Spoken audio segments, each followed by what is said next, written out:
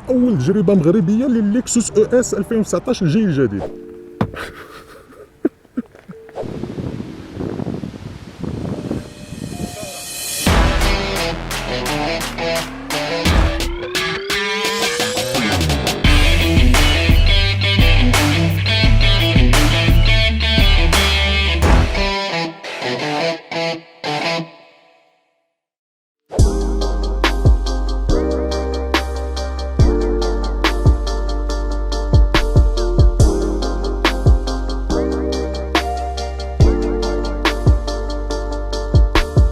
خوتي السلام عليكم، معكم مستر كاغول في حلقه جديده. كنتمنى تكون عجبتكم الحلقه الاولى. راني قريت التعليقات ديالكم واحد بواحد وخديت بعين الاعتبار الانتقادات ديالكم.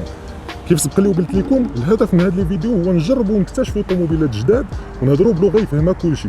داكشي باش الا كانت عندكم شي ملاحظه ما تنساوش تخليوها لي في لي كومونتير ولا في واتساب ديالي، وما تنساوش تابوناو للشين وتفاعلوا مع الجرس. اليوم معنا طوموبيل جديده، وهذه ان شاء الله غتكون اول تجربه مغربيه لللكسوس او اس 2019 الجيل الجديد. ما نكذبش عليكم، شحال هذه كانت كتبان لي اللكسوس من بعيد، ولكن ما عندي حتى شي فكره على الجانب التقني ديالها. مع الوقت جربت بعض لي موديل، واليوم هذا الاو اس ونقدر نقول لكم بلي الميزه الاولى ديالها هي جوده التصنيع. صراحه لكسوس قليل بزاف فين سبق اليوم وداروا شي غابيل. ما كنهضرش على تويوتا نيسان ولا مازدا، ممكن يكون عندهم اخطاء في التصنيع ولا اخطاء ميكانيكيه، ولكن لكسوس بالنسبه لليابان هي قمه الجوده. راه ماشي كنشكر فيها ولا كندير لها الاشاره، لقاش ماشي هو الهدف د هذا الفيديو. فبقاو معنا غادي نكتشفوا مزايا اخرين ونذكروا حتى العيوب ديالها.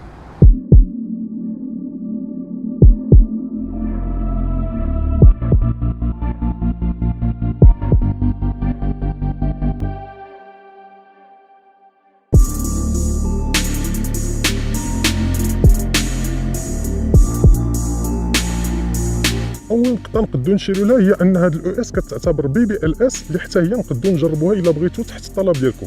اليوم نهضروا على التصميم ديال هذا الاو اس اللي قدامنا بعدا. كيف ما كتشوفوا الاضاءه النهاريه ديالها على شكل الحرف ال، وفوقها جوهره فول ليد. ومن الحوايج اللي كيميزوا اللكسوس هي الشبكه الاماميه ديالها، اي لا كالوندر. شوفوا شحال كبيره واخده بزاف ديال المساحه. الوسط ديال لا كالوندر عندنا لو لوغو لكسوس اللي مدور بالازرق باش يتميز على لي مارك الاخرين اللي ماشي ابغيت. وكنلاحظوا بلي الطوموبيل ولات قريبه للارض اكثر، بحال الطوموبيلات السبور هبطات تقريبا بواحد 10 ملم. لا فينيسيون اللي عندنا اليوم لا لوكسيري فيها جوان 17 بوس، وكاينه حتى 18 بوس في لي فينيسيون اكزيكوتيف وبيزنس اكزيكوتيف، وكاينه حتى 19 بوس في لا فينيسيون اف سبور. للاسف ما كايناش في المغرب. بالنسبه للجنب عندنا واحد الانتفاخ غادي من الاضواء الاماميه حتى الاضواء اللورانيه، عطى للطوموبيل واحد الجانب قوي وبينها عريضه اكثر. بالنسبه للاضاءه الخلفيه تبدل التصميم ديالها ولات فول ليد، ومره اخرى لكسوس لعبات على الجانب السبور ديال الطوموبيل بحال هذا الجناح الخلفي، بصح عطاها واحد الكوتي سبورتيف. المهم ضربنا دوره على الطوموبيل من برا، اجي نشوفوها من الداخل وخليو لي الاراء ديالكم في لي كومونتير. الطوموبيل ديال لي سيلي عندنا اليوم ماشي هي العمره فيهم، ولكن غنحاول نذكر حتى لي زوبسيون اللي ما فيهاش باش تكون عندكم فكره عامه على الطوموبيل. هنا اللور كاين لا كودوار فيه مساحه التخزين والبلاصه ديال لي بورت غوبلي، المهم حوايج عاديه. وكاين هاد البلاصه اللي كتطلع للكوفر. صراحه بالنسبه للور يقدروا يجلسوا ثلاثه الناس مرتاحين.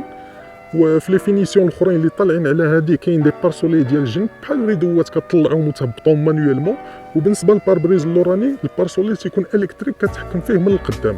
صراحه انا في نظري كان ممكن يزيدوا هاد لوبسيون حتى في هاد الفينيسيون بحكم ان الطوموبيل بريميوم. حاجه اخرى نقدروا ما نشيروش ليها بحكم ان الطوموبيل فيها 5 متر هو الاتساع ديال بلايص اللور. صراحه يمكن لك تطلق رجليك والكوسان القدامي كيبقى بعيد عليك. فيه نفس المساحه ديال مرسيدس كلاس اس اللي هي لا كاروسري ديالها كبيره على هذه. المهم بدينا باللور، اجي نتحولوا للقدام اللي كنظن هو الاهم بالنسبه لمول الطوموبيل. صراحه لا، لحقاش مثلا في الدول العربيه اكثريا كيشريوها كطوموبيل بالشيفور ديالها.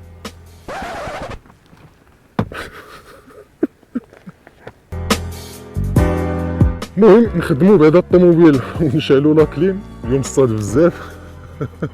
كريم كيضحك، راه هو داير بارابلو فوق راسو، ماشي بحالي انا اللي حاسب بالتنشيط ديال الصاد. غادي نبدا بالليكرون، غادي تفهموني علاش. المهم هنا في هاد لا فينيسيون ليكرون 8 بوس وكيولي 12 بوس ابتداء من لا فينيسيون اللي فوقها. المهم الليكرون كبير ولكن ماشي تاكسيل، غادي تقدروا تفاجئوا بحالي انا النهار الاول فاش جربت ليكسوس بصفه عامه. المهم هما فضلوا يديروا هاد النظام التحكم باش كتحكم في ليكرون كيف ما بغيتي. انا في نظري هاد القضيه تقد تلعب ضدهم بحكم ان ماشي كلشي غادي يولفها، ولكن في نفس الوقت تتخليهم يلعبوا في ديك الاوريجيناليتي اللي بغاو. كيتكونيكطا مع لي زوندرويد ولي زايفون، فيه طبعا البلوتوث الكاميرا د ريكول، ولكن الجي بي اس وهاد البلاصه ديال لي زابليكاسيون كاع ما خدامه. لي بوطون باش كتحكم في لاكليم ولاو كلهم الفوق، ولكن كيف ما كتشوفوا بقاو الاخرين باش كتسخن لي سياج لتحت، وباقي محافظين على ليكتور سي دي. هاد اليابانيين صعيب تقول لهم بدل هادي ولا هادي، خصهم الوقت باش يقتنعوا. المهم اللي باقي عنده شي سيديات يجبدهم، هذه هي الفرصه. هاد لوغلوج كنلقاوها ديما في ليكسوس، وكيف ما كتشوفوا حافظوا عليها.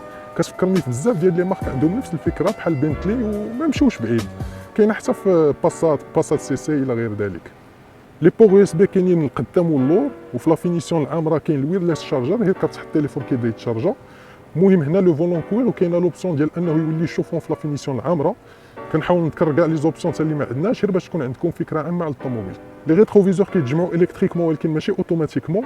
عندنا السقف كيتحل ابتداء من هاد لا فينيسيون، شي اللي مزيان الارم كديزاكتيفا وتاكتيفا فوق ما بغيتي. كاين لو ريغولاتور دو فيتيس، وخلاص الاختيار ديال لي مود دو كوندويت سبور ايكو ولا نورمال اللي ديما كنلقاو في ليكسوس هنا الفوق اللي على اليمين ديال الفولون. كاينه في المغرب موتور واحد 4 سيلندر 2500 سي سي، كديفلوبي 218 شوفو، ان كوب ديال 221 نانومتر. الطوموبيل اللي كنجربوا اليوم هي طبعا الاو اس 300 اش الهيبريد، وليكسوس اول مره كتجرب الهيبريد في الاو اس.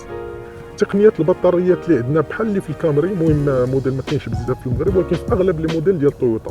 ليكسوس ما استعملوش الليثيوم يوم، كاين واحد السبب لحقاش فاش كتكون الحراره تيكون واحد الخطر ديال الاحتراق. المهم ما عرفتش واش على هذا الشيء ولا لا. البطاريات كيتواجدوا تحت لي سياج اللورانيين باش يخليو المساحه للكفر. فيها بواط اوتوماتيك سي في تي.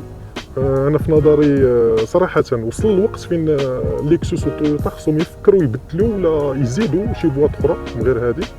المهم هي طوموبيل عائليه، ما غاديش تحتاج انك تسوق داك السوقان سبورتيف ولا شي حاجه، ولكن كيف ما كان الحال لا بواط كتادابطا معك على حساب السوقان ديالك، غير هو خصكم تحضروا لا كونسوماسيون. هضرت قبيله على لي مود دو كوندويت ونسيت نتكلم على هذا لو سيستيم او في اللي كيخلي الطوموبيل تمشي غير بالالكتريك. المهم كتقد نفعك فاش كتكون غادي في طرقان برا ولا فاش كتبغي تنقص من الاستهلاك ديال ليسونس.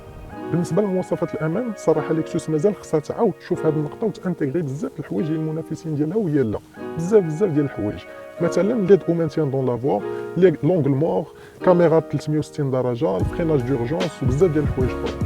بالنسبه للدفع الامامي اللي عندنا ليكسوس طوروه ولا فيها واحد درجه مليان معينه اللي عطات ثبات افضل للطوموبيل، تقد تسوقها وما تعرفش باللي راه دفع امامي. هذه وقيله هي الوحيده اللي في الفئه ديال البريميوم اللي اماميه. مثلا الالمانيين غالبا عندهم دافع خلفي ولا شي وحدين اخرين كاع رباعي. المهم نبغي نشير لواحد النقطه، بقيت قبيله كنتسائل علاش ليكسوس ما لعبوش على الاضاءه لداخل بحال المرسيدس كلاس او، فولفو اس 90 وبزاف دي زوط موديل. المهم كنظن هضرت على كل شيء. الا كان عندكم شي تساؤل ولا نسيت نشير لشي حاجه ما تنساوش تخليوها لي في لي كومونتير.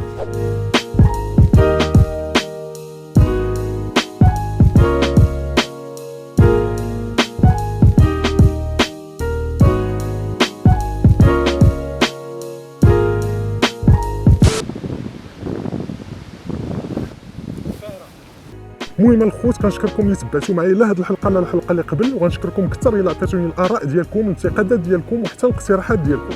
المهم قبل ما نساليو نديروا شي مراجعه عامه للطوموبيل. انا في نظري ليكسوس بصفه عامه عندها تصميم زوين بزاف، عندها واحد لو ستيل ديالها كيميزها على المنافسين ديالها.